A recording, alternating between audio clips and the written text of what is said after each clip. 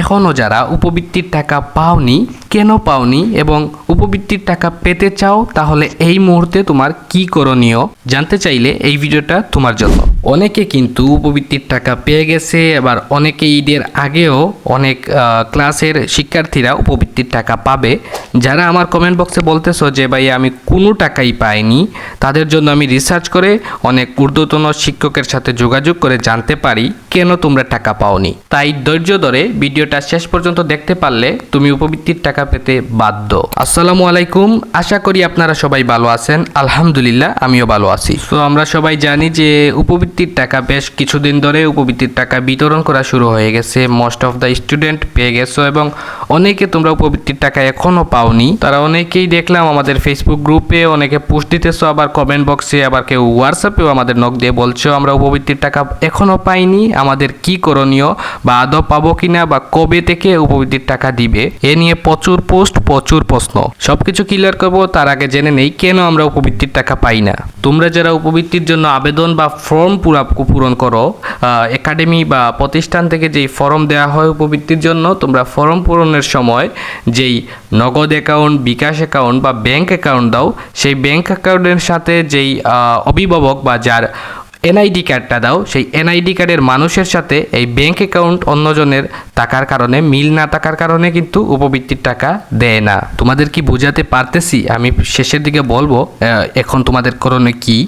তোমাদের নগদ বা বিকাশ অ্যাকাউন্ট, আবার শুইনো, নগদ বা বিকাশ অ্যাকাউন্টের যেই নগদ অ্যাকাউন্ট দিবা, যেই নাম্বারটা দিবা, সেই নাম্বারটা কিন্তু যার এনআইডি কার্ড দিবা সেই এনআইডি কার্ডধারী ব্যক্তির কিন্তু এই নাম্বারটা হতে হবে। এই নাম্বার এই এনআইডি কার্ডধারী ব্যক্তির এনআইডি দিয়ে রেজিস্ট্রেশন থাকতে হবে।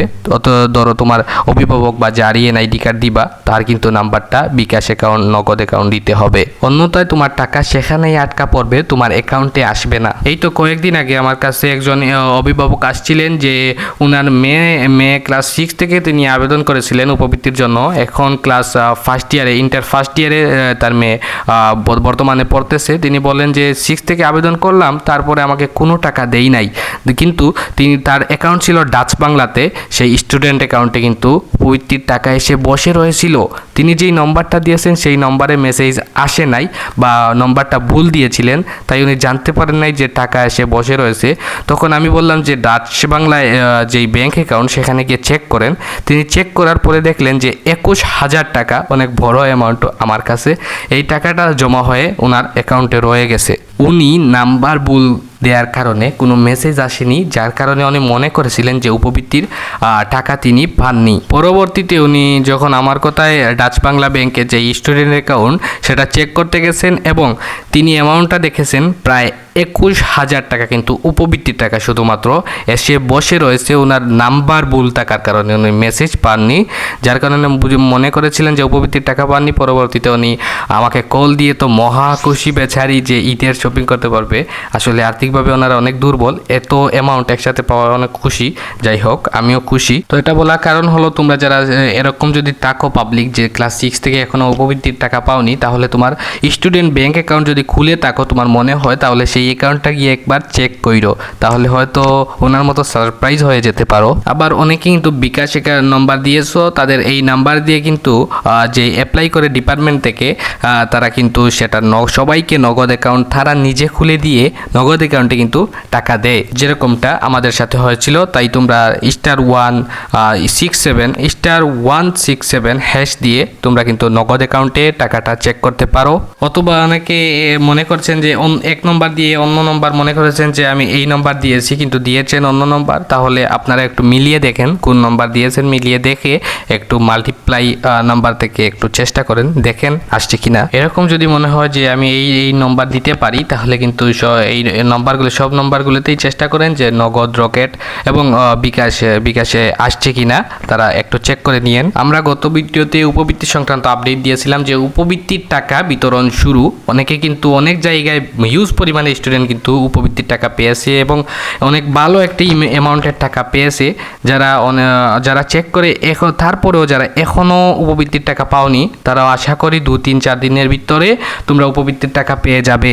এর কারণ হচ্ছে আগে পিছিয়ে হওয়া হওয়ার কারণটা হচ্ছে এক এক জায়গায় তোমরা জানো যে বাংলাদেশে হিউজ পরিমাণে স্টুডেন্টের শিক্ষা সহায়তা দেওয়া হয়, তাই এক এক জায়গায় এক এক সময়ে কিন্তু উপবৃত্তির টাকা দেওয়া হয়। অনেক সময় সার্ভার প্রবলেম বা অনেক প্রবলেম থাকার কারণে এক এক জেলায় এক এক সপ্তাহ বা এরকম কিছু সময়ের ব্যবধান পর পর কিন্তু উপবৃত্তির টাকা দেওয়া হয়। এক এক শ্রেণীতে এক এক রকমের টাকা, এই শ্রেণীতে 2000, এই শ্রেণীতে 4000, 5000 এবং শ্রেণীভেদে কিন্তু টাকাটা দেওয়া হয়, যার ফলে এক এক স্থানে এক এক সময় কিন্তু উপবৃত্তির টাকা তার দেওয়া হয়। তো তোমরা যারা উপবৃত্তির টাকা পেয়ে গেছো তো তাদের তো আলহামদুলিল্লাহ। আর যারা উপবৃত্তির টাকা পাওনি অবশ্যই এই সপ্তাহে বা এই কয়েকদিনের ভিতরে শিক্ষা মন্ত্রণালয় তোমাদের টাকাটাও ক্লিয়ার করে দিবে। তুমি যদি উপবৃত্তির জন্য আবেদন করে থাকো এবং সঠিক তথ্যগুলা দাও ফর্ম ফিল আপের সময়, তাহলে তুমি অবশ্যই তুমি কিন্তু উপবৃত্তির টাকাটা পাবে। যদি না আমি প্রথমে যেই সমস্যাগুলো বলেছিলাম, নম্বর যার এনআইডি কার্ড তার হতে হবে, এরকম যদি সমস্যা না হয় তাহলে অবশ্যই তুমি উপবৃত্তির টাকাটা পাবে। এবার একটি গুরুত্বপূর্ণ কথা তোমরা সবাই শুনো, তোমাদের টাকা অবশ্যই আসে, শিক্ষা বোর্ড থেকে দেয়। অনেকের টাকা কিন্তু প্রতারক চক্র নিয়ে নেয়। যখন উপবৃত্তির টাকা দেয় লাখ লাখ লক্ষ টাকা কিন্তু প্রতারক চক্রের হাতে চলে যায়, তাই তোমরা অনেকে পাও না। এর কারণ কখনো তোমরা তোমাদের উপবৃত্তির জন্য কল দিবে না, মেসেজ করবে না এবং ওটিপি চাইবে না। তোমরা কাউকে ওটিপি দিবা না, কেউই তোমাদের কোনো শিক্ষক কেউই তোমাদেরকে কল করবে না, যে তাদের কোনো পেট ব্যথা নেই যে তোমাকে কল করে উপবৃত্তির টাকাটা দিবে। তুমি এটা মাথায় রাখবে, কেউ ওটিপি কল বা মেসেজ দিয়ে বলে যে এই নম্বরে যোগাযোগ করো, যদি উপবৃত্তি পেতে চাও এই নম্বরে যোগাযোগ করো, এরকম কখনোই শিক্ষা বোর্ড করবে না। তাই এরকম প্রতারণা থেকে তোমরা বেঁচে থাকো, বা কোনো লিঙ্ক কেউ যদি পাঠায় সেই লিঙ্কে ক্লিক করা থেকে বিরত থাকো, অন্যথায় তোমার উপবৃত্তির টাকা তোমার অ্যাকাউন্টে না আসে সেই প্রতারক চক্রর কাছে চলে যাবে।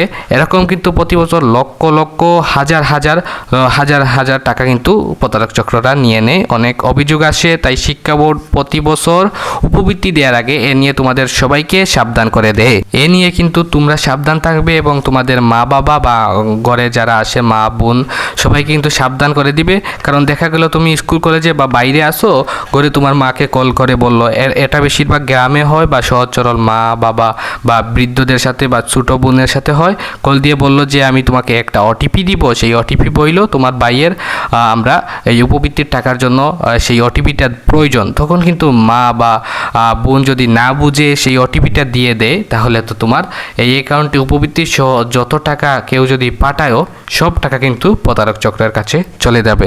তাই অবশ্যই তুমি সাবধান থাকবে, তোমার পরিবারকেও কিন্তু সাবধান করে দিবে। তারপরও যদি তোমরা কেউ উপবৃত্তির টাকা না পাও আবেদন করার পরও, তাহলে তোমরা শিক্ষক প্রধান প্রিন্সিপাল বা স্কুলের কর্তৃপক্ষের সাথে যোগাযোগ করো, অবশ্যই তারা সঠিক ব্যবস্থা নিবে।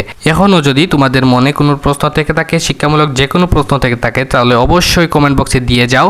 আমি কমেন্ট বক্সেই তোমাদের সেই প্রশ্নের উত্তর দিয়ে দেব। এবং এরকম গুরুত্বপূর্ণ ভিডিও এবং উপবৃত্তি শিক্ষা সংক্রান্ত সকল আপডেট কিন্তু সবার আগে পেতে সতর্ক থাকতে অবশ্যই আমাদের রিফাত দেওয়ান একাডেমি চ্যানেলটা সাবস্ক্রাইব করে রাখবে। আমরা তোমাদের সবার আগে সঠিক আপডেটটা দিয়ে দিব ইনশাআল্লাহ। ভালো থাকবে, সুস্থ থাকবে, আল্লাহ হাফিজ।